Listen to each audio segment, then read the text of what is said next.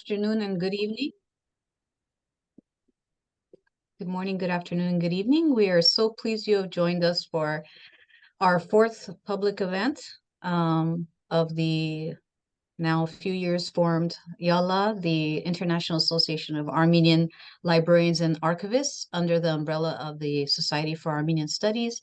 My name is Ani Boyajan. I'm a librarian at the Los Angeles Public Library and also a founding member of the organization. A few words about the organization. We created YALA to provide a platform, a worldwide platform for archivists and librarians working with Armenian collections or not to network with each other, share ideas and solve challenges, promote issues germane to our field, and share information and ideas, encourage participation, provide mentorship, and to uncover, surface, and map hidden collections, both physical and digital. And please visit our website at iaala.org. You can find out more about us and also view past programs. So now on to today's program, and this is our first ever bilingual program. You're going to get a double feature. We have two great speakers lined up today. And before I introduce our speaker in English, I'd like to say a few words in Armenian to all our guests as well.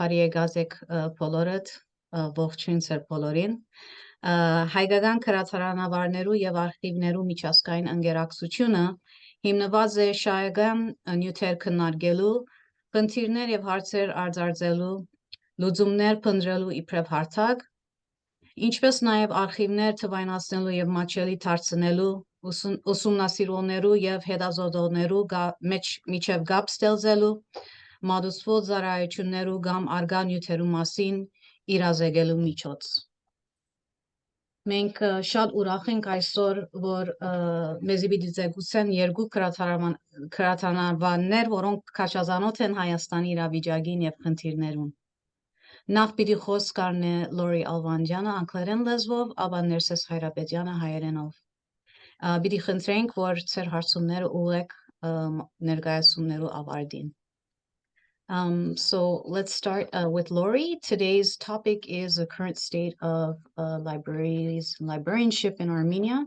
And I'll introduce our speaker.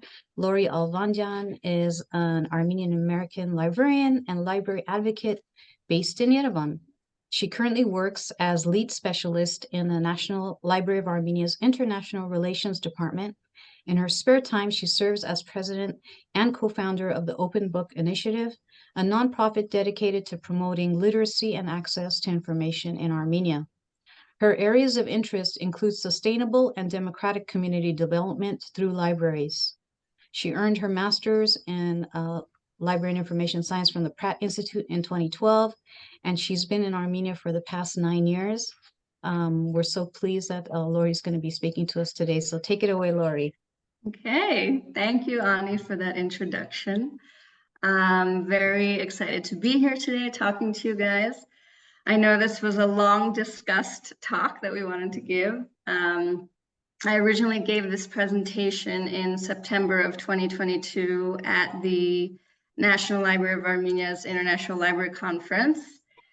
And we've been wanting to share this with the YALA audience as well. So as you all know, today I'm going to talk about the state of Armenia's libraries based on the results of a nationwide survey of librarians that the National Library of Armenia did in October of 2021. So the results, it has been about 1.5 years since the survey took place. So, please keep that in mind. But I would say that in general, the data still very much reflects the current situation in Armenia. So I'm going to share my screen so that you can see my presentation.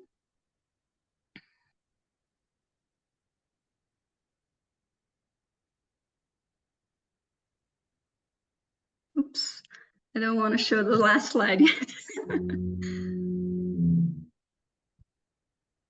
Okay, can everyone see?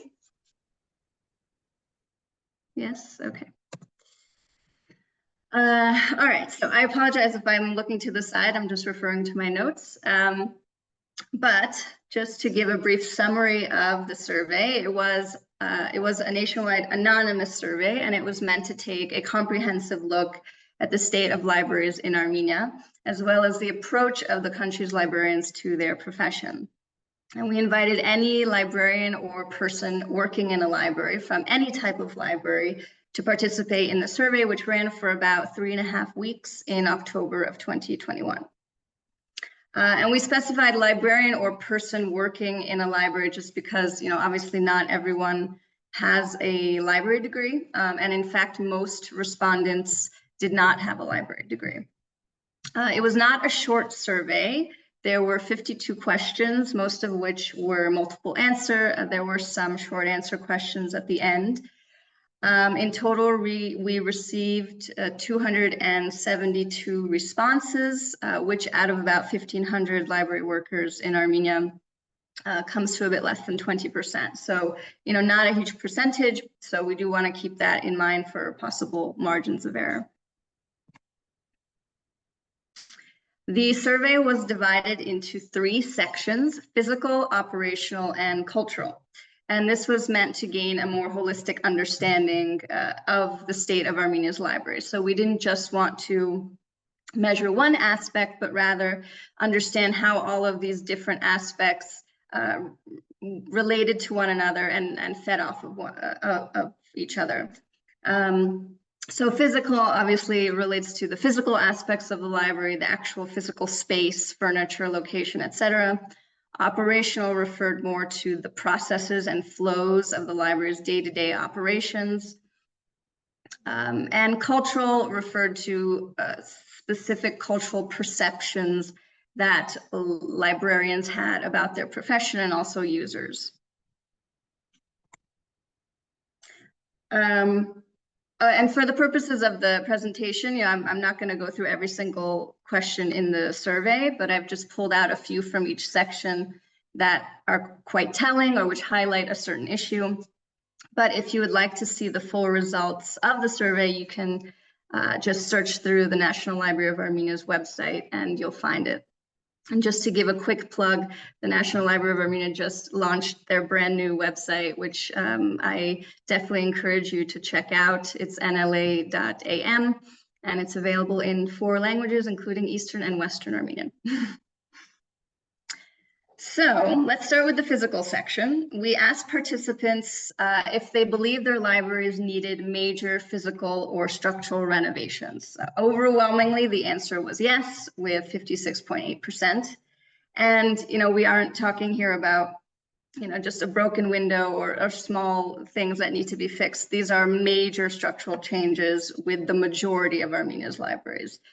And if librarians feel this way, it's very likely that their users also feel this way. And it's also very likely that users do not feel comfortable using the physical space and will choose to not go there.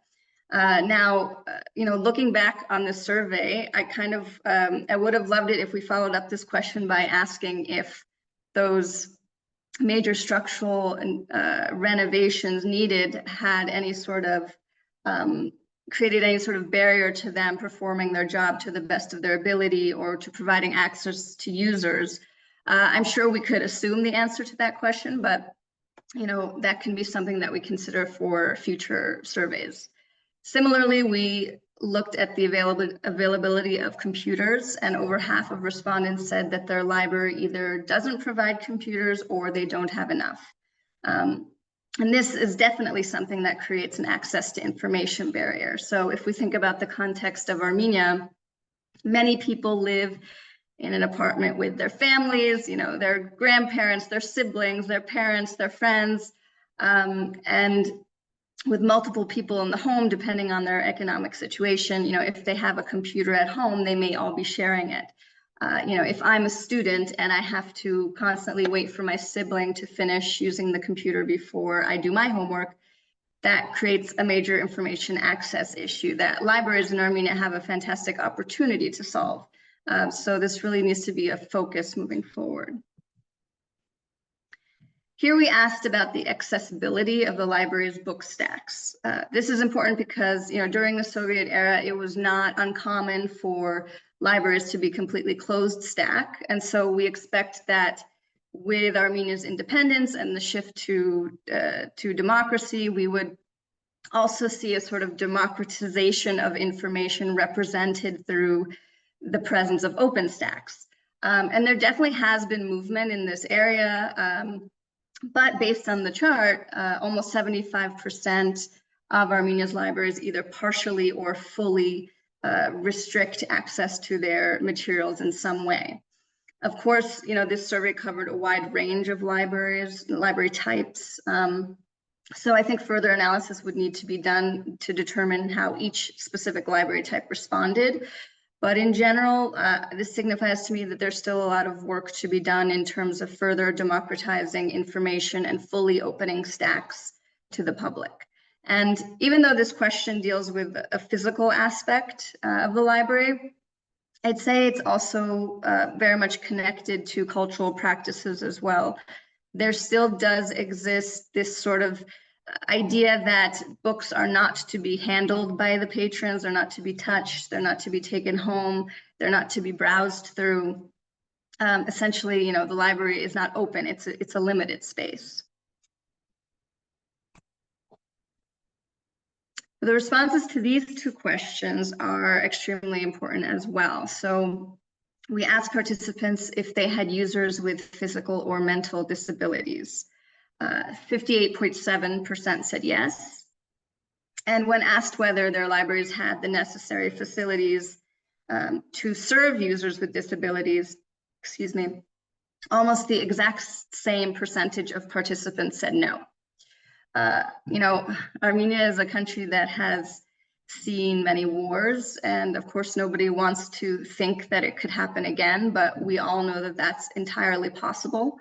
And as a result of those wars, many people, many young people specifically, are disabled, and that number continues to grow. So, it's really unacceptable that anybody with any disability is not able to use the library and is not able to independently pursue their own education. Another concerning piece of data, 54.2% of respondents reported that they have experienced some kind of health issue from working in their libraries, mainly respiratory. This links back to the data I showed earlier about major library renovations that are needed.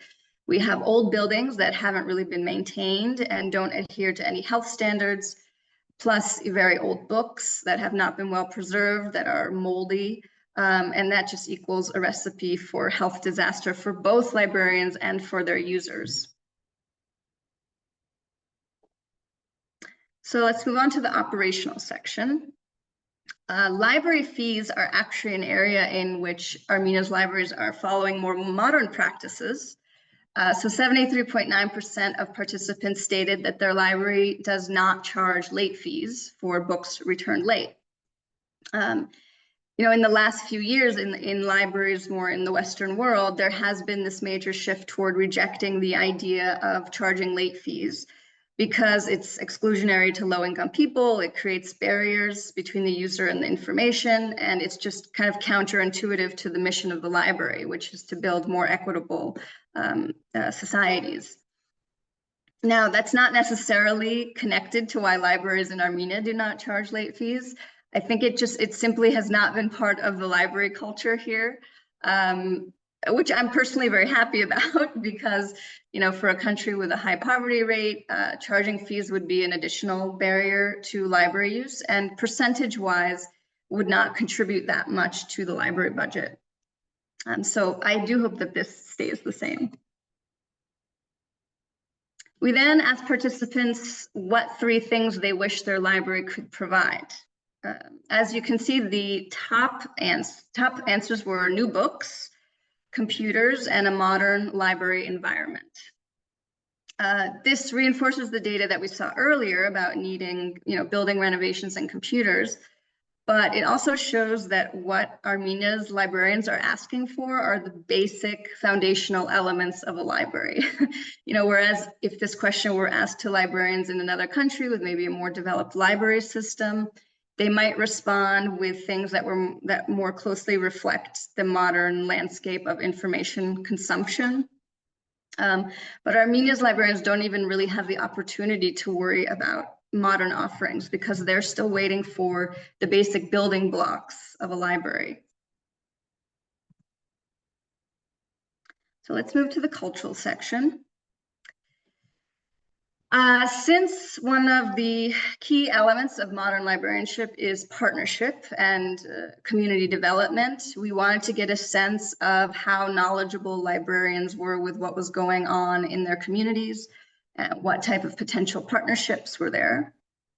The majority of participants were at least somewhat familiar, but I do think there's room to improve here. So there's a general understanding within many library communities around the world that one of the key roles of the librarian is to know and understand their community really well, and know what kind of problems it's facing, what kind of information needs that they have.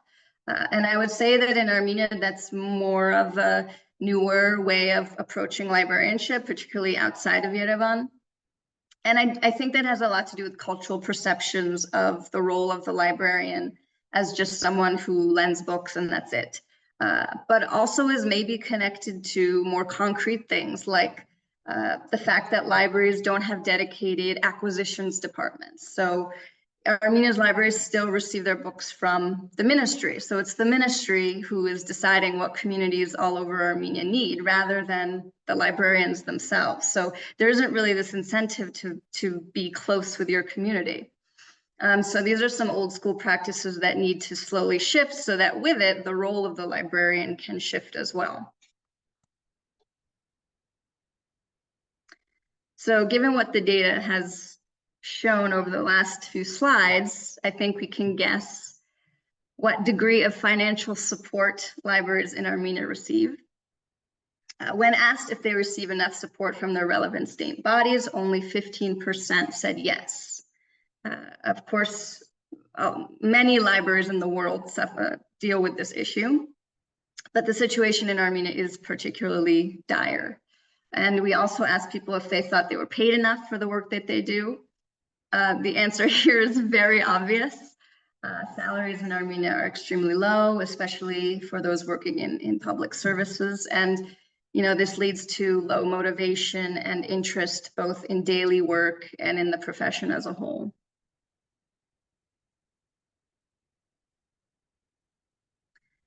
So keeping in mind that COVID was a big part of the last several years and many things slowed down, there are some things here that are still a bit concerning. So 66.1% of people said that they either rarely or never participated in professional development over the course of 3 years.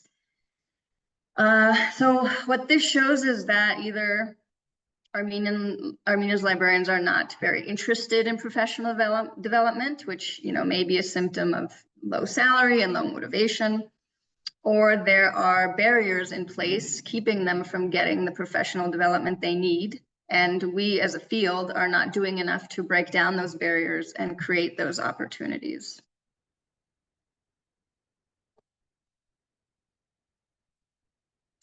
We also asked librarians what the top 5 words are that they think of when they think of their profession.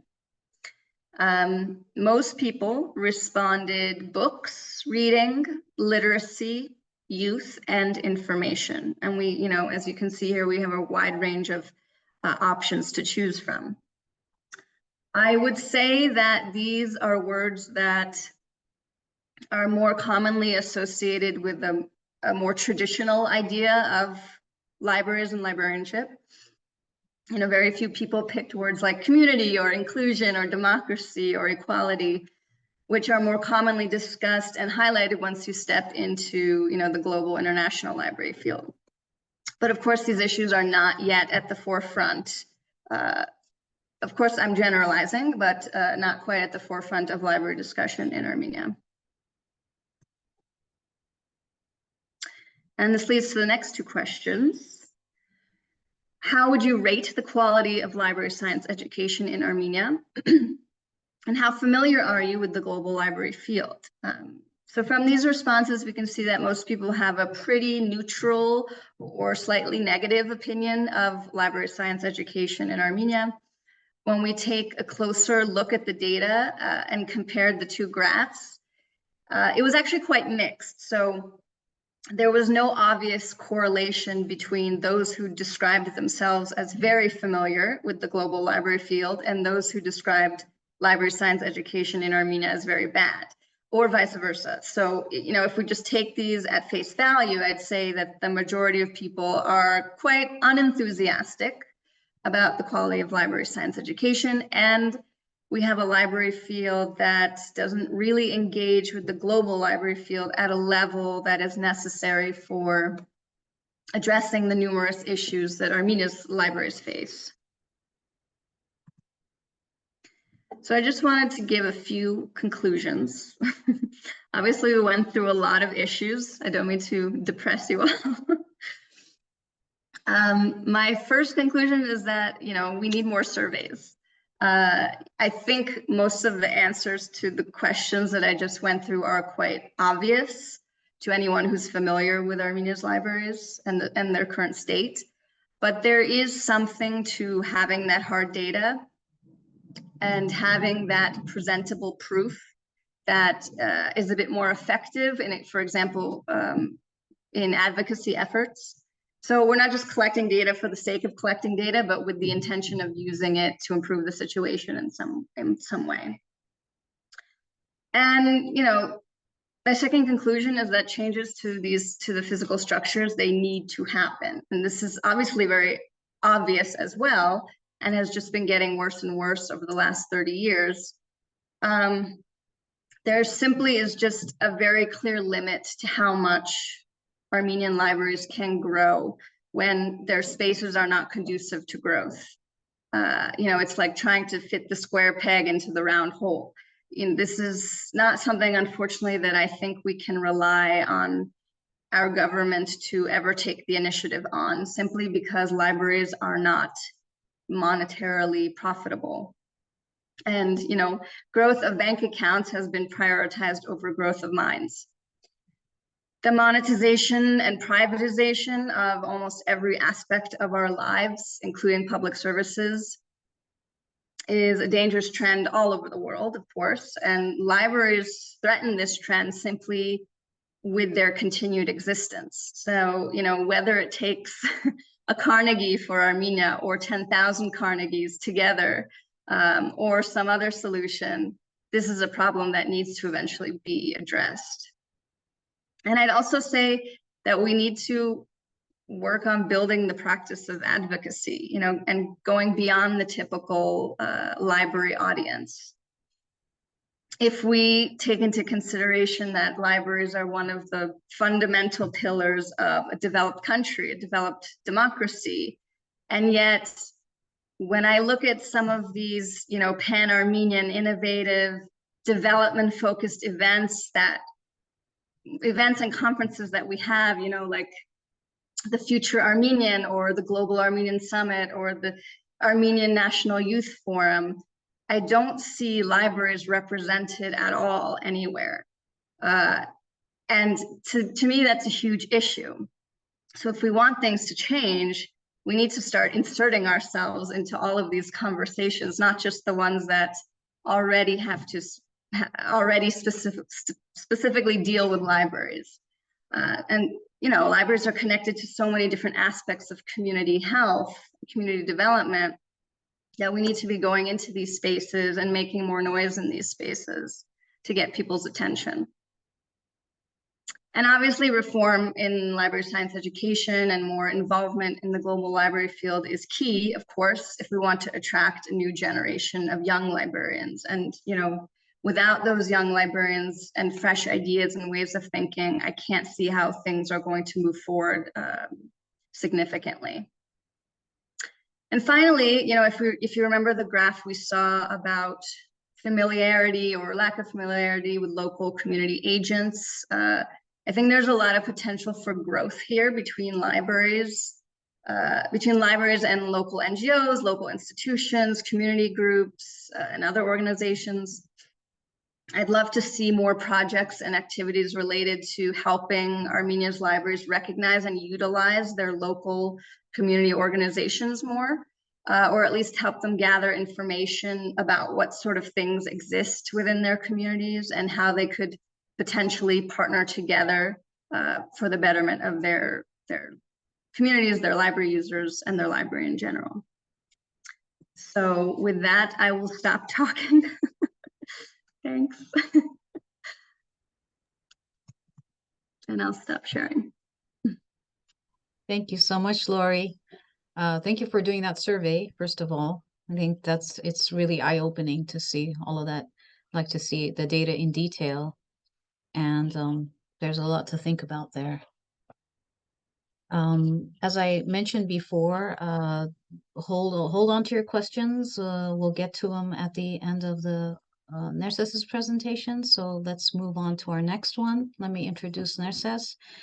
Nerses Հայրաբեդյանը մեր հաջորդ խոսողն է, Բարի եկազեք։ Եվ ծնված է Երևան, բնիկ երևանցի է։ 1978 թվականին ավարտած է Երևանի Պետական Մանկաբաժական ինստիտուտը, 1994-ին մինչև 96 թվականներուն քրատարանագիտություն ուսումնասիրած է Illinois Urbana-Champaign համալսարանեն ներս, 1991 թվականին մինչև 2003 եղած է Հայաստանի ազգային գրադարանի փոխտնօրեն, նաև հիմնադիր նախագահ եղած է Հայաստանի գրադարանային միության, որ աշխատած է բազմաթիվ տարիներ եւ կշարունակի աշխատակցել, մոտ 20 տարի աշխատած է Հայաստանի ամերիկյան տեսփանադան մեջ որպես գրադարանի տնօրեն, հեղինակն է շարք մգիրքերու եւ բազմաթիվ հոդվածներու եւ ներկայիս Գաշխատի ազգային գրադարանեն ներս որպես հանրային հարաբերություններու բաժնի ղեկավար։ Ներսեսը նաեւ մեր գազམ་ակերպության քերակույն հանձնախումբի անդամ է։ Հիմա խոսքը կփոխանցեմ Ներսեսին։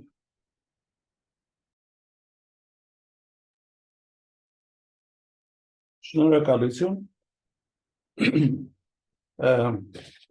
Շատ հաճելի է այս հնարավորությունից օգտվել եւ մեծ պատիվ այնց համար առաջինը հայերենով զեկուցում ներկայացնել։ Հիմա էկրանս իրվի պետք է կիսեմ ու անցնեմ մի քանի սլայդներ պատրաստել եմ, որ խոսքը ավելի գեղարվեստական երևա, բայց ավելի շատ պատրաստ եմ, որ քննարկում ծավալվի, որովհետեւ ես դասական իմաստով աղյուսակներ չեմ պատրաստել այդքան շատ կամ ինչ-որ տեքստեր չեմ արել, ցանկացած պահի, եթե հարց ունեք, կարող եք տալ եւ պատրաստ եմ հարցերին պատասխանել թե հայերեն, թե անգլերեն։ Հիմա էկրանս ձեր հետ կիսեմ, որից հետո իմ պրեզենտացիան բացանեմ, հա։ Րոպե։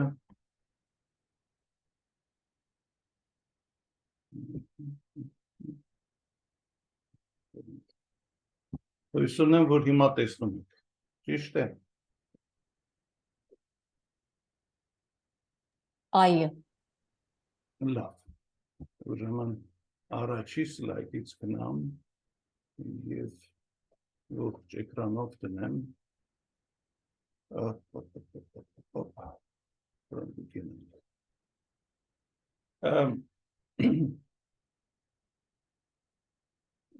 Ամեն ինչ սկսվեց 91 թվականից, կարծում եմ մենք պետք է 91-ից մինչև 23 թվականի Հայաստանի գրադարանների գլխով անցածի վրայով մի հատ անցնենք, որպեսզի լավ պատկերացնենք, պետք է մեզ հարկավոր է սկզբնական թվերը, թե 91 թվականին Հայաստանում որքան հանրային գրադարան կար, իրականության մեջ Հայաստանում գրադարանների թիվը շատ ավելին է, իհարկե, մենք այստեղ այսօր միայն խոսում ենք հանրային գրադարանների մասին։ Խորհրդային ժամանակներում Հայաստանը ինքը վարչականորեն բաժանված էր 41 կարծեմ վարչական շրջանի, Եվ այդ շրջաններից յուրաքանչյուրում 70-ական թվականներին, 74, 78, 79 թվականներին ըստ այդ վարչական տարածքների գրադարանները միավորվել էին այսպես կոչված գրադարանային կենտրոնացված համակարգերի մեջ։ Դրանք արևմտյան համակարգերի նմանությամբ սարքված են իհարկե, բայց այն ժամանակներում բնականաբար համակարգչություն չկար, այսինքն գրադարանները միավորվել էին իրենց հիմնական գործառույթները կատարելու միասին, համալրումը միասին անելու համար, մշակումը, քարտագրումը, գրքափոխանակությունը այդ միավորների մեջ էր կատարվում։ Միավորումները ստեղծվում էին իհարկե նաև գաղափարական կոմպոնենտը կար վերահսկելու նպատակով։ Այն ժամանակ գրահրատարակչական ոլորտը ազատ չէր, բնականաբար Սովետ Միությունում գրքեր չէին տպվում, որոնք ցենզուրա, գրաքննություն չէին ասում, եւ այլախոհ բովանդակությամբ գրքեր գրադարաններում չէին հայտնվում։ Բայց ամեն դեպքում յուրաքանչյուր գործողություն պետք է վերահսկողության տակ լիներ, կարծում եմ, որ ԳԿՀ-ների գրադարանային կենտրոնացված համակարգերի ստեղծումը հենց այդ նպատակով էր արված։ Հիմա աղյուսակին որ նայենք, կտեսնենք, որ 1991 թվականին, այսինքն խորհրդային կայսրության վերջի տարում Հայաստանում կար 1327 գրադարան,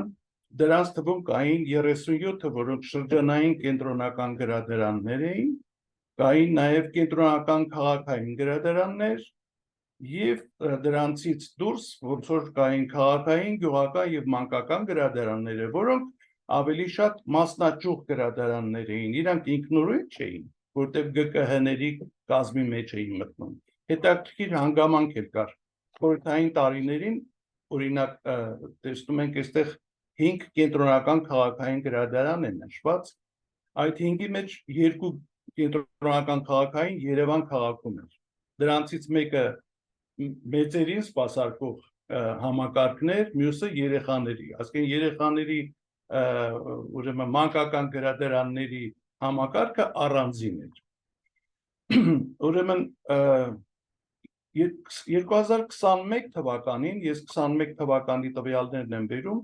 որովհետև դեռևս չկա 22 թվականի տվյալները ամփոփ ձևով։ Ավելին ասեմ, հիմա այս թվերը, որոնց մասին խոսելու եմ, ես այս թվերին մեծ հաշվով չեմ վստահում, բոլոր հայաստանցիները գիտեն, որ իրականության մեջ մենք 21 թվականին կամ 22 թվականին 651 գրադարան չունենք, բայց խնդիրն այն է, որ այս պահին հնարավոր էլ չի վերջնականապես ճշտել եւ ստույգ թվեր ասել։ Ես ձեզ ասեմ, որ ես հենց 2 մարզերի տվյալներ եմ ճշտել, որից հետո ինձ մոտ թվերը փոխվել են, բայց որոշեցի այս սլայդի վրա չփոխել, այլ ձեր հետ ուղղակի կիսվել այդ իմ ունեցած ինֆորմացիայով։ Մի ուրիշ տարբերություն էլ կա, որ 91 թվի եւ 2021 թվականի տվյալները իրարից այնուամենայնիվ որոշ առումով համադրելի չեն, որովհետև 91 թվականի տվյալների մեջ այստեղ օրինակ ազգային գրադարանները ներառված չեն, այստեղ կային գրադարաններ, որ հիմա չկան, հետո կային, տեսեք, երկու աղյուսակներ իրարից տարբեր են, երկրորդ տողը մեկը ասում է կենտրոնական շրջանային, մյուսն ասում է մարզային։ Ինչպես պատահեց, դա եղավ 95 թվականի Սահմանադրության, Հայաստանի Հանրապետության Սահմանադրության ընդունումից հետո, որ երկիրը բաժանվեց 10 մարզերի, 10 վարչական շրջանների, գումարած Երևան քաղաքը իբրև առանձին վարչական միավոր։ Դրա հետևանքով 96 թվականի աշնանը ամբողջ ոնց որ համակարգը, մշակույթի, կրթության, այդ թվում նաև գրադարանային համակարգը վերակազմավորվեց։ Ինչ պատահեց։ Այ մենք ունեինք 42 գրադարանային կենտրոնացված համակարգեր, քանի որ վարչական նոր համակարգ ստեղծվեց, բոլոր գրադարանները անցան տեղական ինքնակառավարման մարմինների, local authority-ների ուրեմն համակարգ, նրանց իշխանության տակ իրարից անջատվեցին, անմիջապես այդ մեծ ստեղծված գրադարանային նետվորքները, համակարգերը վերացան։ մնացին առանձին մեծ ու փոքր գրադարաններ։ Քանի որ հետագա տարիներին Հայաստանում աստիճանաբար գյուղական բնակչությունը շարունակաբար սկսեց գյուղից դեպի քաղաք տեղափոխվել, քանի որ երկիրը անընդհատ պատերազմի կամ կիսապատերազմական վիճակում էր, երկրից 1 միլիոնից ավել բնակչություն արտագաղթեց, ստացվեց, որ գյուղերի բնակչությունը շատ պակասեց եւ Հայաստանի կառավարությունը 2011 թվականին որոշում ընդունեց համայնքների խոշորացման մասին, որին ես մի քիչ հետո կանդրադառնամ, իհարկե, որտեղ դա երևի ամենամեծ գործոններից մեկն է, որ գրադարանային համակարգի վրա անմիջական ազդեցություն է թողել։ Հիմա նորից վերադառնալով գյուղական եւ քաղաքային գրադարաններին, ասեմ, որ շատ դեպքերում գյուղական գրադարանները ձևական թղթի վրա դեռևս կան, բայց իրականում գրադարանները չեն գործում։ Այնպես որ այս թվերին պետքա որոշ վերապահումով մոտենալ, ես կասկածում եմ, որ հիմա ըստ երևույթի 1 տարի հետո մենք 500-ը չգերազանցող գրադարանի պաշտոնական թիվ կունենանք, որտեղ Հայաստանում դեռևս համայնքների խոշորացումը չի ավարտվել, ասել ենք վերջին փուլի, եւ համայնքների խոշորացման արդյունքում արդեն պրակտիկան ցույց է տալիս, որ առաջին հաստատություններից մեկը, որոնք կրճատվում են այդ համայնքներում, դա ուրեմն գրադարաններն են։ Մեկ օրինակ ձեզ բերեմ, օրինակ այս 651 թվականի 651 գրադարանների մեջ հաշվարկված է նաև Վայոց ձորի մարզում 31 գրադարան, որ 21 թվականին ֆիքսվել, արձանագրվել այդքան գրադարան։ Այսօր Վայոց ձորի մարզում գործում է 4 հանրային գրադարան։ Դրանցից մեկը մարզային գրադարանն է, մեկական գրադարան է մնացել Ջերմուկ եւ Վայք քաղաքներում եւ կա մեկ գյուղական գրադարան Մալիշկա գյուղում, այսինքն նախկինում 31-ն էին, հիմա 4 գրադարան է մնացել։ Եթե նայենք մեր գրադարանային հավաքածուների տեսանկյունից, գրադարանային հավաքածուները նույնպես 30 տարվա ընթացքում փոքրացել են, կրճատվել է գրականության հավաքածուները, ինչպես նաև մեծ մասամբ ես կասեմ 95%-ով գրադարանների գրականությունը հնացած է։ Եվ քանի որ մեր երկրում գրքերի դուրս գրումը շատ դժվարացված է, շատ գրադարանները ուղղակի գլխացավանքի մեջ մտնելուց խուսափելով շատ հաճախ գրքերը թողնում են դարակի վրա եւ չեն գնում բյուրոկրատական այդ մեխանիզմները հաղթահարելու, որ գրքերը դուրս գրեն։ Բացի այդ, գրադարանների մեջ լորի վիճակագրական տվյալները ցույց են տալի, որ մեր գրադարանավարները շատ ավանդապաշտ են եւ գրքից կարճած, դեռևս գրքից կարճած գրքերը դուրս չեն գրում, պահում են տասնամյակներով։ Միջազգային պրակտիկան ես գիտեմ ասում է, որ 10 տարին մեկ պետք է համայնքային կամ հանրային գրադարանների ֆոնդերը թարմացվեն, գրականության միայն շատ փոքր մասն է, որը լոկալ մշակութային արժեք ունի, պահպանության առումով կարող են պահել, բայց մնացած մասը, որ ակտիվ սպասարկվում է, պետք է թարմացվի։ Գրադարանները թարմացնելու հնարավորություն, քանի որ չեն ունեցել, չունեն, որտեղ ֆոնդերը նոր ֆոնդեր չասեմ այդ բառը, նոր գրականություն ձեռք բերելու կամ հավաքածուները համալրելու համար բյուջետային հատկացումներ չունեն, ուստի իրանք միայն կուտակում են արել ու դուրս են գրում գրականությունը։ Գրադարանների համալրման, ես խոսում եմ համայնքային, գյուղական, քաղաքային գրադարանների մասին առաջին հերթին, այդ գրադարանների համալրումը կատարվում է միայն գրեթե միայն մեկ աղբյուրից, դա նվիրատվությունների աղբյուրն է։ Իսկ նվիրատություններ հիմնականում արվում է մարդիկ իրենց տանը եղած հին գրքերը նվիրում են գրադարաններին, որոնք գրադարանները ընդունում են, որպեսզի ինչ-որ բան ցույց տան, որ գրադարանում նոր մուտքեր են եղել։ Եվ Լորին նշեց, որ գրադարանները դեռևս նախարարության կողմից են համալրվում։ Դա մասամբ է ճիշտ ասած, որտեղ նախարարությունը համալրում է միայն իր ենթակայությամբ գործող 10 մարզային գրադարանները, որոնք բյուջեով տարեկան մոտարապես, այսպես ասեմ, $4000 համարժեք երևի ֆինանսավորում ունեն տարեկան գրականության եւ բաժանորդագրության համար ծախսեր անելու, բայց նախարարության գնաց գրականությունն իհարկե մարզերի միջոցով, մարզային գրադարանների միջոցով հասնում է նաեւ գործող համայնքային գրադարաններին։ Ինչ որ բան հասնում է, բայց դա գրադարանները չի որ որոշում են իրենց ընթերցողների պահանջմունքներին adekvat համարժեք գրականություն չի որ իրենց ստանում են, այլ ստանում են այն, ինչ որ ստանում են, ինչ որ կենտրոնացված ձևով նախարարությունը գնում է կատարում եւ բաշխում է մարզային գրադարանների միջոցով։ Այստեղ եթե մենք նայենք 90-91 եւ 2020-2021 թվականների տվյալները, պիտի ասեմ նախ որ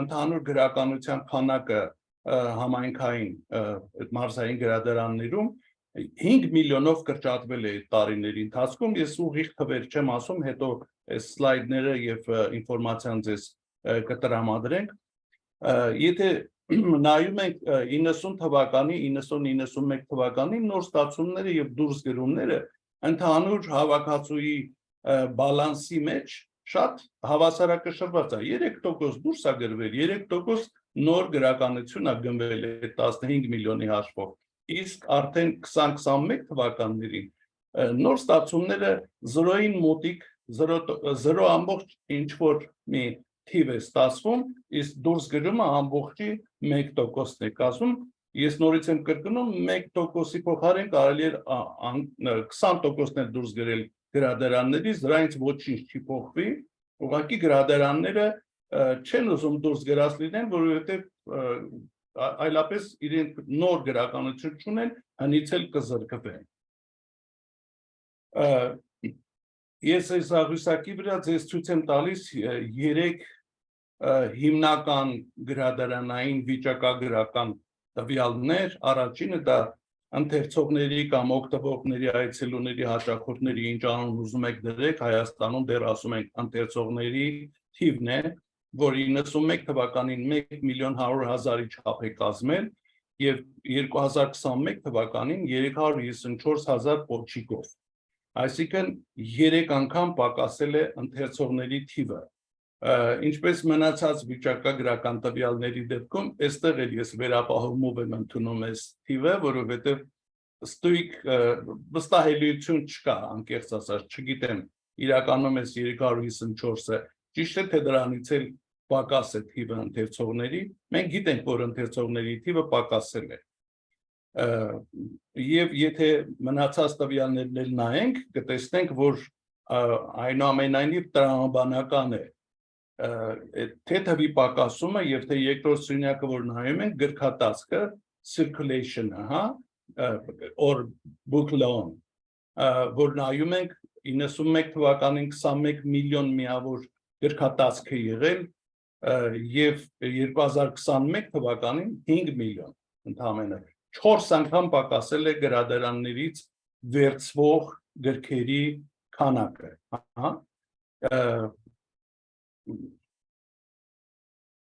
հաճախումների աղյուսակներ որ նայում ենք, տեսնում ենք, որ լրիվ համապատասխանում է այս մարող, իջնող, պակասող գրաֆիկին գրքատածքի թվի պակասելը։ 91 թվականի գրքատածքի մասին ես ինֆորմացիա չունեմ, library visits-ը չկա, որովհետև 91 թվականին հաշվետվության գրադարանների հաշվետվության հրատարակության մեջ 70-ական թվականներից Հայաստանի ազգային գրադարանը հրատարակում է մեկ վիճակագրական ուղեցույց, որ կոչվում է Հայաստանի գրադարանները այսինչ թվականին, ամեն տարի։ տարեստարի ասեմ, որ այդ վիճակագրական տվյալները հարստացել են, լրացվել է, հիմա եթե նախկինում միայն ԳԿՀ-ների եւ երկու ազգային գրադարանների տվյալներն էր ամփոփում, հիմա նաեւ բուհական գրադարաններն են ընդգրկվում այս հրատարակության մեջ Երևանի բոլոր գրադարանները, թե Իսահակյան գրադարան, թե թաղային գրադարանները առանձին եւ նաեւ վերջի հրատարակություններում եղել է նաեւ Արցախի Հանրապետության գրադարանների մասին տեղեկատվությունը։ Հիմա այս ամեն ինչը խոսում է այն մասին, որ 30 տարի շարունակ գրադարանները նահանջ են ապրել, բայց իհարկե ամեն ինչ չի, որ այդքան մռայլ պետք է մենք ներկայացնենք, կարելի է նաև ինչ-որ բաների մասին խոսել, որոնք կարելի է ասել, որ այս տարիների ընթացքում կարևոր են եղել երկրում գրադարանների, գրադարային գործի զարգացման առումով։ Դե ասեմ, որ առաջին տարիները անկախությունից հետո Հայաստանի պատերազմ էր եւ գրադարանների ժամանակը չէր։ Եվ միայն 93 թվականին, երբ որ ամերիկյան համալսարանում extension ծրագրով իրանք հյուրընկալեցին երկու ամերիկացի գրադարանավարներ եւ մի 40-50 գրադարանավար այդ դասընթացներին մասնակցեցին, այդտեղ մի շրջանակ ձևավորվեց, որը հաջորդ տարի հիմնադրեց Հայաստանի գրադարանային ասոցիացիան եւ ասոցիացիան 94-ի հոկտեմբերին հիմնադրվել է, բայց պաշտոնական գրանցումը 96 թվականին է կատարվել։ 96 թվականին երկիրը արդեն պատերազմից դուրս եկած էր ու պիտի ասեմ, որ շատ հետաքրքիր բան կա։ 94 թվականի հոկտեմբերի 7-ին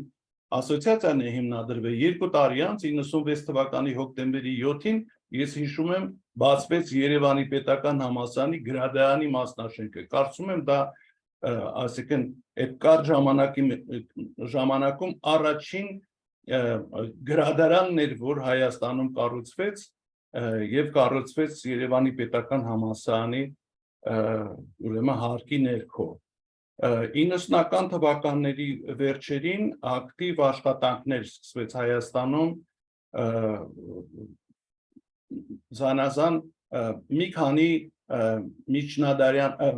միջազգային ներողություն դոնոր կազմակերպությունների կողմից դրանցից հատկապես Սորոսի հիմնադրամը, Եվրասիա հիմնադրամը նրանք նաև գրադարանային ծրագրեր ունեին եւ այդ ծրագրերը թույլ տվեցին, որ մի քանի գրադարաններում համակարգիչներ մուտք գործեն, համակարգչային ծրագրերի փորձարկումներ սկսվեց այդ մասին իհարկե Տիգրանը լսում է ինքը այդ մասին, այդ գործի գլուխն է, հայրն է, ինչպես ասած բժշկական գրադարան, գիտատեխնիկական գրադարան, Երևանի պետական համալսարանի գրադարանը, ամերիկյան համալսարանի գրադարանը եւ այս առաջատար առաջին գրադարաններն էին, որոնք համակարգիչներ սկսեցին գործածել եւ որը հանգեցրեց նրան, որ 2000 թվականին Հայաստանի գրադարանները ձևավորեցին կոնսորցիում, որը առաջ տարավ համակարգչային ցանցի ձևավորման ծրագիրը, այսպես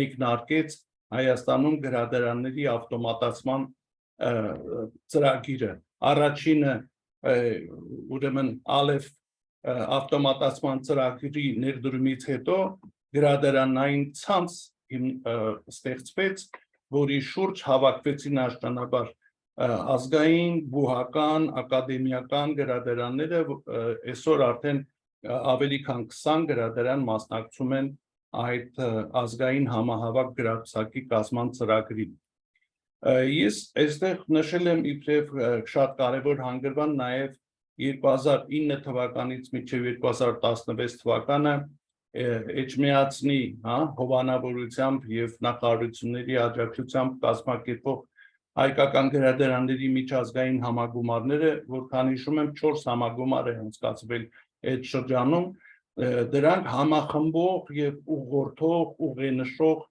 ուրեմն ազդեցություն ունեցան գրադարանային համակարգի համար, որովհետեւ այդտեղ հավաքվում էին ոչ միայն Հայաստանի գրադարանները, այլև բոլոր կարելի ասել քիչ թե շատ նշանակալի հայագիտական կենտրոններից էին գալիս, ոնց որ քանի որ համագումարներն անցկացվում էին 2-3 տարին մեկ անգամ, գծագրվում էր, ոնց որ ծրագիր էր արվում կարճաժամկետ առաջիկա 2-3 տարիների համար։ Բարեբախտություն էր իհարկե, որ 2012 թվականին Երևանը դարձավ գրքի համաշխարհային մայրաքաղաք եւ միայն այդ ուրեմն իրադարձությունը առիթ եղավ, կարծում եմ, որ ի վերջո Հայաստանի ազգային ժողովը ընդունեց Հայաստանի գրադարանների եւ գրադարանային գործի մասին Հայաստանի Հանրապետության օրենքը։ Եվ պիտի ասեմ նաև հենց սկզբից որ ասում էի, որ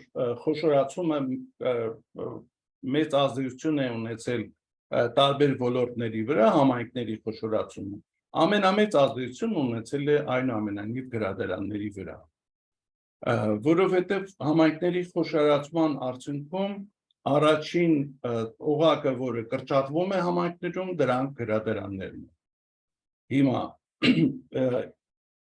2015-ից մինչև օրս անընդհատ գրադարանների թիվը կրճատվել է եւ գրադարանների ապագան, այսպես ասեմ, մշուշոտ է։ Ես որքան էլ փորձեցի, որ մամուլում, հրապարակումների մեջ գտնեմ ինչ որ դրական ազդակներ, որ գալիս են պետական այրերից, ասենք գալիս են պետական իշխանության մարմինների ծրագրային ելույթներից, գրադարանների զարգացման ինչ որ տեսլական, ես չգտա անկեղծ ասած։ Նախորդ տարիների ես կարող էի օրինակներ բերել, բայց ես փնտրում էի վերջի տարիների օրինակներ, թե արդյոք Հայաստանի իշխանությունները ինչպիսին են տեսնում գրադարանների ապագան։ Ես որևէ ձևակերպով դեռևս տեսած չկամ։ Վստահ եմ, որովհետև տարբեր մակարդակի շփումների մեջ անընդհատ լսել ենք, որ ընտրվում է մի մոդել, որ Հայաստանում գրադարանային գործը վերակազմակերպվի։ Հիմա այդ փնտրումների շրջանն է, եւ եթե մենք նայենք, կտեսնենք, որ այս պահին ես դասել եմ այստեղ այն մարտահրավերները կամ այն խնդիրները, որոնք այսօր մեր գրադարանային գործի զարգացման համար խոչընդոտ են հանդիսանում, այսինքն իրենք եւ հնարավորություն են եւ խոչընդոտ են։ Առաջին հերթին օրենսդրական լուծումներ է հարկավոր գտնել, որովհետեւ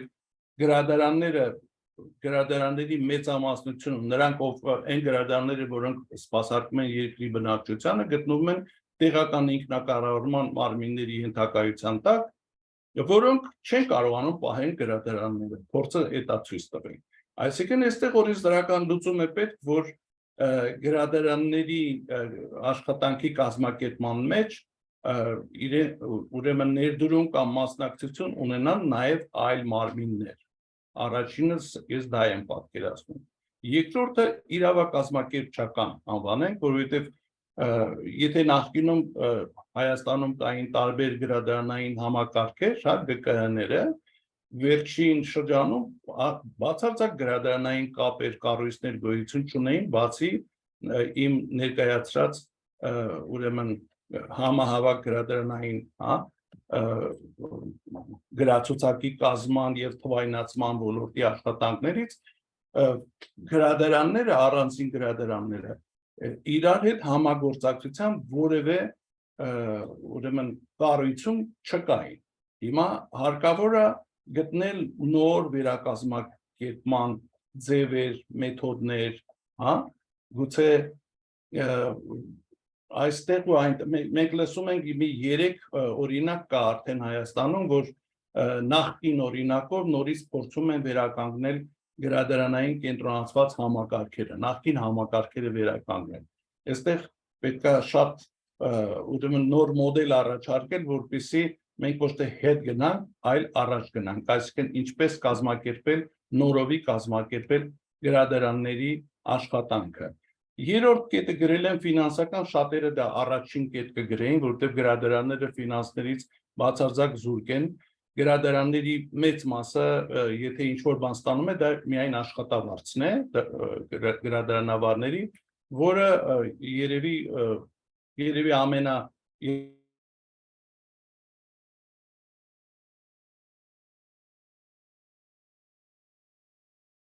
ապա վերջից երկրորդ տեղում կարող հանգեցնում է նաև հաջորդ կետում նշված հանգամանքին կադրային խնդրի։ Այսօր շատ դժվար է գրադարաններում նոր աշխատողներ գտնել, նոր գրադարանավարներ գտնել, մանավանդ երիտասարդ գրադարանավարներ։ Գրադարանավարները, գրադարանավարի կրթությունը, գրադարանավարի մասնագիտությունը չունի նախկին հետաքրքրությունը եւ մարդիկ չեն դիմում, երիտասարդները չեն դիմում գրադարանային կրթություն ստանալու համար։ Մանկավարժական համալսարանի գրադարանագիտության թանգարանի գիտության բաժնում վերջին տարիներին կուրսերում ամեն մի կուրսում 2, 3, 4 ուսանող է։ Նախկինում 25-ից 50 հոգեանոց խմբեր էին։ Եթե մենք այսօր, եթե անգամ մեր լորայի նշած թիվը հիմք ունենք 1500 գրադարանային աշխատող ունենք, ապա իրանց միայն բնական շարժը տարեկան 40-50 նոր աշխատողի խնդիր է դնում։ Իսկ մենք եթե 4, 5, 6 ուսանող ավարտի, ուրեմն մասնագիտական կադրեր չենք կարող ապահովել գրադարաններում։ Իհարկե հաջորդ մարտահրավերները մեզ համար դրանք ավտոմատացումն են, թվայնացումը, ինչպես տեսանք գրադարանների մեծ մասում ավտոմատացում չկա, թվայնացում միայն մարզային գրադարաններն են մասնակցում այս մեծ գրադարանների թվայնացման ծրագրերին եւ մի շատ կարևոր խնդիր ես էլի նշում եմ, դա գրադարանային շենքերի հարցն է։ Այսօր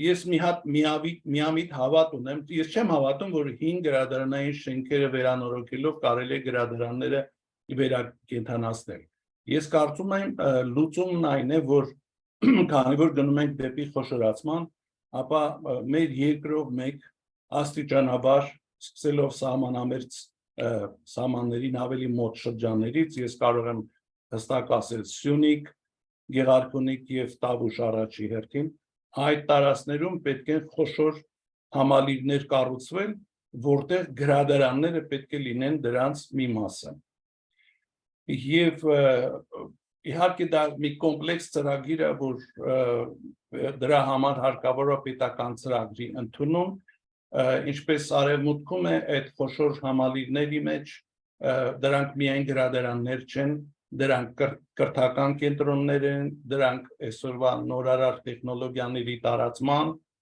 վերապատրաստումներ կազմակերպելու, տեղական մշակույթը զարգացնելու, մեր երկրում իհարկե նման ուրեմն տիպի հաստատություն դա Թումո կենտրոն է, ես շատ ցավում եմ, որ Թումոյի ուրեմն տարբեր տեղերում, երբ որ Թումոն իր բաց է անում իր մասնաճյուղերը, կենտրոնները, գրադարան չի ներառնում իր ծրագրերի մեջ։ Ես շատ կուզենայի, որ Թումոյի ծրագրերի մեջ նաև գրադարաններին տեղ հատկացվեր։ Շատ դրսի նոր գրադարաններում գրադարանները գուցե այդ կառույցների 20-30%-ից ավել մասնակցություն չունեն, բայց ամբողջ համալիրը անվանում են արևմուտքում գրադարան, իրենք իհարկե միայն գրադարան չեն։ Ես ոնց որ ժամանակային առումով սահմանից դուրս եմ գալիս, դրա համար այստեղ արդեն կամփոփեմ խոսքս եւ պատրաստ եմ պատասխանել ձեր հարցերին կամ եկեք քննարկում անենք իրար հետ, ինչ կարծիք եք, թե ինչ լուծումներ եք տեսնում Հայաստանի գրադարանների ապագայի համար։ Շնորհակալ եմ։ Շնորհակալություն Ներսես ձեր այս ընդհանուր քննադատանի համար եւ նաեւ հուսալի եւ հույս ներշնչող իրադարձությունների մասին ձեր նշումները շատ կարեւոր են։ Հիմա Լորին եւ Ներսեսը սիրով կպատասխանեն ձեր հարցումներուն։ It's time for the question and answer. We already have, I think, 3 questions in the chat. The first one is, Lori, what are the next steps after the survey? How would this survey help to improve the library world in Armenia, in your opinion? Well, obviously the survey gave us, specific areas that we can focus on with data to back that up, of course. But, a lot of the a lot of those focus areas are huge problems. You know, it's not something that can be fixed very quickly. But within those huge problems are smaller problems which can be at least addressed or at least worked on via the library community in Armenia and through collective efforts such as Yalla. But improving the Armenian library world, I think, will take both the smaller grassroots efforts plus, you know, the higher up efforts. So, you know, there are a lot of, for the bigger problems, collective effort is needed.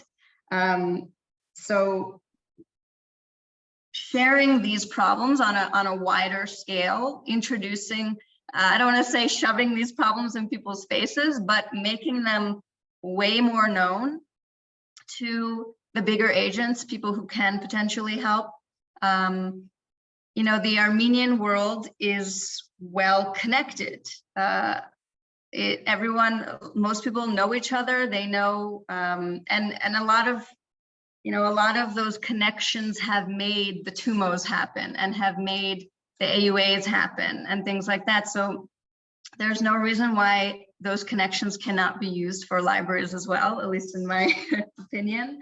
But, you know, not just making the problems known to those bigger agents, but also showing how investment in libraries is also investment in Armenia. I think that's a really important thing to highlight, because all these people want to invest in Armenia.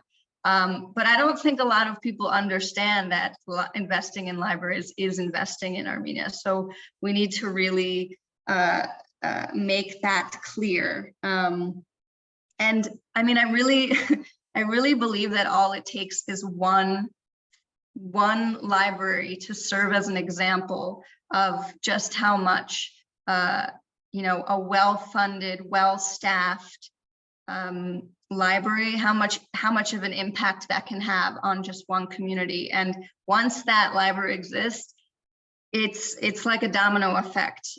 I at least hope it can be like that. We've seen that with other sectors in Armenia. So I hope that if we can at least come together and work collectively to make that one library happen, there's possibility for that trend to continue. At least that's my very optimistic opinion.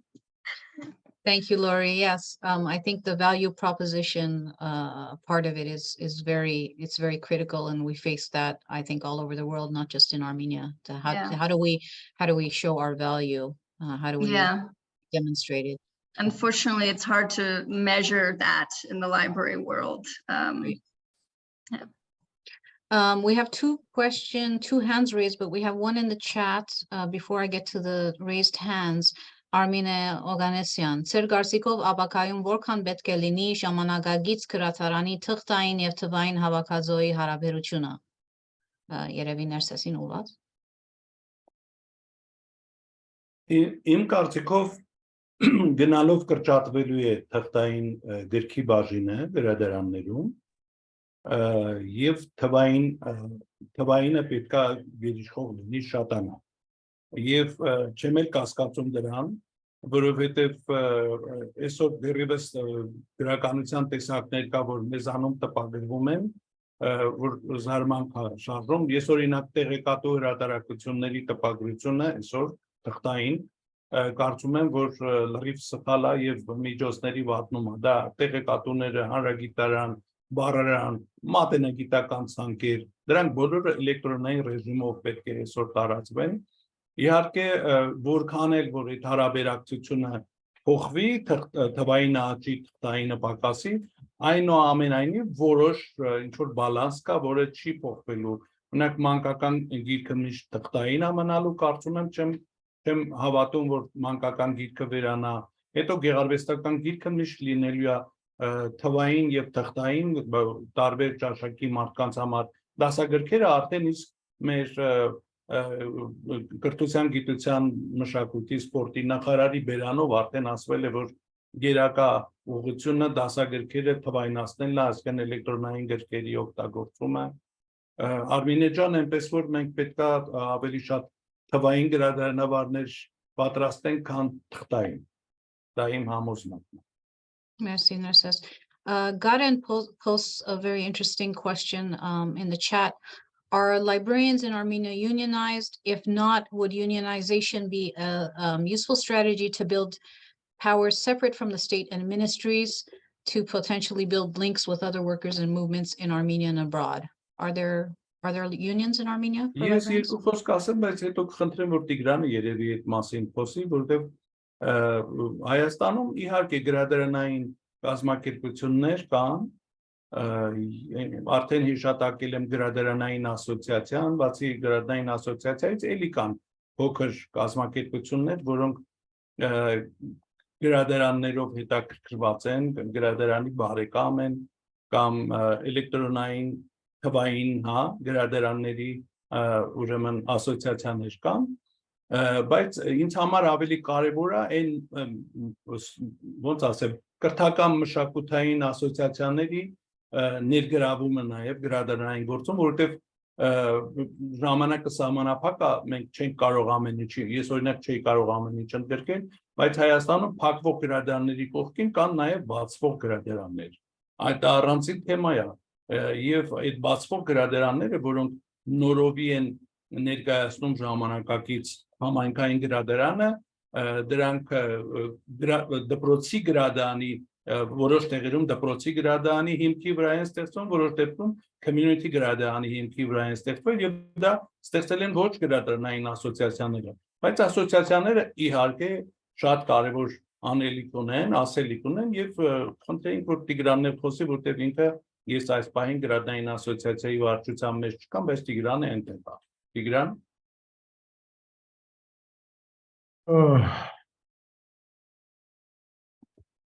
Սկզբունքորեն ներսես չէ դու բոլոր հարցերին, so you answered to all questions regarding these associations, etc. I think that 1 year after this time, we can again raise this topic and start discussions, because I think that during this 1 year, a lot of changes will happen in the librarianship field. So let us wait for 1 year and see what's going on. Thanks, Tigran. I like that you are so optimistic You're about keeping the us in future of Armenian suspense. libraries. Thank you. Do we have any other questions? I have a question. Oren Sargan Ketnivra. Ինչ կարելի է, ինչ բզդիկ քայլերով կամ ինչ մեծ քայլերով կարելի է ինչ որ փոփոխություններ անել Oren Sargan Ketnivra, որբեսի քրքի, ասենք նվիրատվություններու այդ process-ը ավելի թյուրուն լինի, ես գիտեմ որ մաքսային ահավոր քներ կան, որ պետք է դրվեն գրադարանի կողմից, երբ որ նվիրատվություն կա եւ այլն, ինչպես կարելի է համախմբվել եւ այդ փոփոխությունները անել։ Բարդ հարց է, բայց օրենսդրական ճանապարհով պիտի կարգավորվի, ես տարիներ շարունակ միշտ լսել եմ այդ խնդիրը, որ երբ որ դրսից գրքեր են ուղարկվում, դրանք գրադարանների համար գրքեր, եթե ուղարկվում են, այո, պետք է մաքսային արտոնություններ ունենան, այլապես իմաստը անհասկանալի է, գիրքը գալիս է հանրային օգտագործման համար, գալիս է մեր երկրի ոնց որ տպակի ժառանգությունը համալրելու համար եւ մենք հարկում ենք այդ գրքերը, ես այդքան չեմ հասկանում, բայց դա օրենսդրական կարգավորելի հարց է։ Ինչ մնում են նվիրատվությունները, մեր ընթերցողը, մեր բնակիչները շատ supportive են, շատ աջակից են։ Ես հենց այսօր գրադարանում այցելու եմ ընդունել, որը իր սեփական նախաձեռնությամբ գիրք է կազմում, արդեն նույնիսկ համակարգչային շարվածքով այդ գիրքը ես ունեմ, կարծում եմ բոլոր ընկերներիս հետաքրքիր է, ես վաղը սուտ կլինի, 3 շաբթի օրը որտեղ մենք վաղը չենք աշխատում։ Երեք շաբթի օրը ես ձեզ բոլորիդ կուղարկեմ մի հետաքրքիր գիրք, որը հայոց ցեղասպանության թեմայի մեջ է, Արմին Վեգների եւ մերոնցից մեկի հետ ուրեմն կապերի մասին, հա, շատ հետաքրքիր փաստաթղթեր կան եւ անգամ նորահայտ փաստաթուղթ կա, նամակներ կա Հիտլերին գրած, որ երբևէ հրապարակված չեն եղել, նոր պետք է հրապարակվի։ Այսինքն այդ տեսակ մարդիկ էլ կան, որոնք աշխատում են եւ ստեղծում են նոր հետազոտողի համար նոր աղբյուրներ, դրանք գալիս են գրադարան, բայց գրադարանները այս խնդիրը լուծելու համար ես կարծում եմ մեզ պետական ծրագիր պետք։ Մենք այնուամենայնիվ Հայաստանը, որքան էլ այսօր մենք ոնց որ արևմուտք ենք ցկտում, տեսանելի է, որ մեր կողմնորոշումը ավելի շատ հակված է այսօր դեպի արևմուտք եւ ես դա ողջունում եմ, բայց ավանդաբար տասնամյակների ավանդույթով ձևավորված մեր գրադարանային համակարգը եւ մեր կյանքը կազմակերպված է եղել նախկին խորհրդային երկրների շատերի նմանողությամբ։ Հիմա ես նախանձով նայում եմ, որ նախկին այդ խորհրդային մեր երկրներից մի քանիսը այսպես միջնաժամկետ ծրագրեր են ընդունել, լավ, շատ մշակված ծրագրեր է տարիներ շարունակ իրենց գրադարանային ոլորտը ոտքի հանելու ծրագրեր։ Մեր գրադարանները այսպես մի ծրագրի կարիք ունի։ Կարծում եմ այդ ծրագրի մեջ կարող է իր դերակատարությունը ունել։ Այդ ծրագիրը պետք է մշակվի նախարարության կողմից, կառավարության կողմից, գրադարանավարների մասնակցությամբ եւ այդտեղ նաեւ դուք այս մեր ասոցիացիայի անդամները կարող են շատ կարևոր մասնակցություն ունենալ եւ այդ ծրագրին իբրև համաֆինանսավորող ասեմ, աջակցող ասեմ, կարող է նաեւ Հայաստան համահայկական հիմնադրամը իր դերակատարություն ունենալ։ Ես այդպես էլ եմ տեսնում, ճիշտ ասած, որովհետեւ այդ խողովակը կօգնի, որ դրսի մասնագետները մասնակցեն այդ նոր գրադարանների կառուցման գործին։ Ոնց որ ես շատ եմ խոսում, հա։ Լավ։ Հարց ունենք չաթի մեջ ուղղված Ներսեսին եւ Լորին, ազգային քրատարանը ինչպիսի թեր ունի մնացած քրատարաններին, այսպես ասած, առաջնորդելու հարցում։ Ես հավանաբար սկսեմ, քանի որ ես ոչ միայն այդ հանրային կապերի բաժնի աշխատանքն եմ համակարգում, այլև տնօրենի խորհրդականն եմ։ Ազգային գրադարանը լիազորություններ չունի բոլոր գրադարանների աշխատանքը կազմակերպելու, համակարգելու առումով։ Բայց ազգային գրադարան չի լինի, եթե ինքը իրան ոնց որ ասի, քանի որ օրենքով այդ լիազորությունները դրած չի, ես ոչինչ չեմ անում, չէ, մենք մտածում ենք այդ ուղղությամբ եւ մենք աշխատում ենք առաջին հերթին իհարկե մարզային գրադարանների հետ ուրեմն մշակույթի կրթության, գիտության, մշակույթի, սպորտի նախարարության այդ հովանու ներքո այդ ամեն ինչը կոորդինացումը նախարարության կողմից։ Ազգային գրադարանը ուղիղ գծով աշխատում է մարզային գրադարանների հետ եւ մենք աշխատում ենք հիմա նաեւ մարզային գրադարանների հետ միասին մոդելներ մշակել, հասկանալ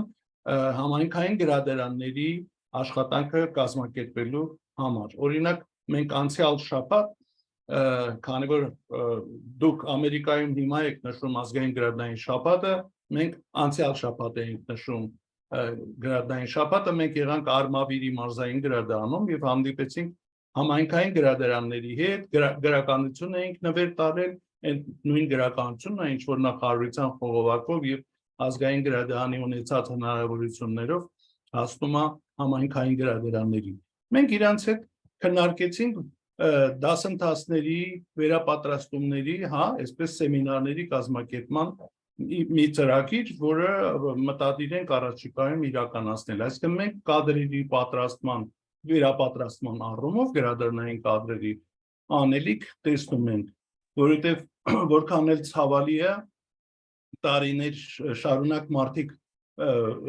որևէ իրենց մասնագիտական որակավորումը բարձրացնելու հնարավորությունից զուրկ լինելով կադրերը անընդհատ փոխվել են, հիմա գրադարանավար չկա որ իր մասնագիտությունը լավ իմանա, հա, ասում փոխվել է եւ նույնիսկ այն սովորական փոքր հաստատղտավորումը, որը նույնիսկ դա են մոռացել շատ տեղերում եւ նույնիսկ այդ առաջի քայլերից պետք է գրադարանավարներին սովորեցնել։ Այսքանը կասեմ։ Ms. Banat Stasovagyan, we have about 10 minutes left, so we need to wrap it up. Dikran duk ասելիք կամ նկատողություն ունեք? Եկեք անգլերեն ասեմ, որ բոլորին էլ լավ ընկալելի լինի. So regarding regulations, Ani, you mentioned Mercedes' answer to that. So inside of Eurasian Economic Union, yes, Eurasian Economic Union. So no any charges for book exchange. So you are receiving those without paying anything. If we are receiving the books from other countries, let's say from Europe or from US, if the price is indicated inside of a book, so again, no any charges. Of course, if the price is not, let's say the book costs $1,000, mainly $100 or $200. So here, everything is okay still. And recently, our library received a book donation from US, Salpe organized that. And we all these custom activities we managed to do during 1 week, only paying for preserving these books, only for that. No any other extra charges are required. Now, regarding support to the libraries, as much as I am aware, European Union is planning to donate a big money. That will be a grant to our Ministry of Education and Culture or libraries. So let us to wait to see what will happen. So they have already conception for that grant. And I hope that some positive movements we will see there. Now, thanks to both presenters for interesting topics. And I have a question to Laurie. So one minor note, just please check once more your calculations. You have a slides where the numbers are less than 100. I saw your comment, yes. So I'll in 2 definitely slides, check. I noticed that, but others you must check. And my question, Laurie, to you, survey which you have done is very interesting. And it will be useful to know what type of libraries or respondents were included from rural regions or from villages, from community centers, from capital of Yerevan, because the picture is totally different. Let's say, Yeah, if you will take. yeah. So to receive a more relevant picture, that will Yeah, be to absolutely. group inside of that. Yeah. Because otherwise these numbers will be not very correct or not very close to the reality. Yeah. And as I informed previously, our library association is planning to publish a journal, Heralds of Library Association. So the first number will be released on June this year. So you can publish your article in that magazine, because we are accepting articles and in Armenian and in English. So that just to preserve all this data for future generations. Great. Thank you. Thank you. Yeah, just a quick note that this survey was, took a very wide view of libraries. It included all different types of libraries. So, there is that to consider when you look at the results, because different types of libraries obviously have different needs. So we would definitely need to do further surveys that concentrated just on rural libraries or just on city libraries. This one, we just wanted to kind of get a broad idea. So that's why it included all different types of libraries. Thank you, Laurie. Do we have any other questions for panelists or any? Let's see. There are some comments in the chat about regional connections in the Caucasus for relationships. That's an interesting point. Are there any collaborations like that that you can speak of? We would love to have that sort of collaboration with our neighboring countries at first.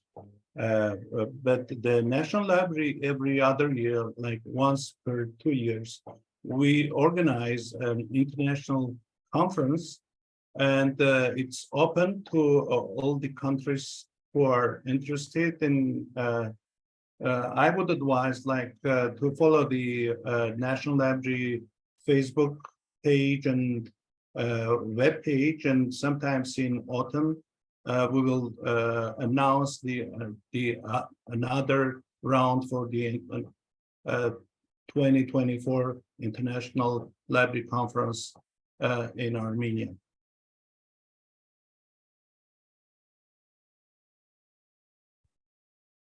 Thank you, Narses. Dikran, you have your hand up? Yes, thank you. So I will try to answer to Garen about regional cooperation. So last year, or let's say during last 2 years, we fulfilled one project with Istanbul Municipal Library. We published a bibliography of Armenian books, or Armenian in Turkish alphabet books, being preserved in that library. And we discovered 185 new Armenian book titles. Can you imagine? Never included in union bibliographies. So we are cooperating with our colleagues. We are planning also to go to Iran to continue to expand our cooperation with Turkish libraries, because the biggest center of Armenian book publishing was Turkey, was Istanbul. So I think that there we will find many new titles and with the books and with the periodicals. So some bridges we are making, let's say, librarians as a public diplomacy carriers, I don't know. So that's short information. Thank you, Dikran. Do we have any other questions? We have lots of words of thanks. So I think we'll wrap up for today. Thank you to our speakers, and please look out for our Yalla and Focus number 5, which will be our next series, and where we can continue the conversation and continue just connecting and collaborating. So thank you everyone for joining us today. Have a good rest of your day or evening.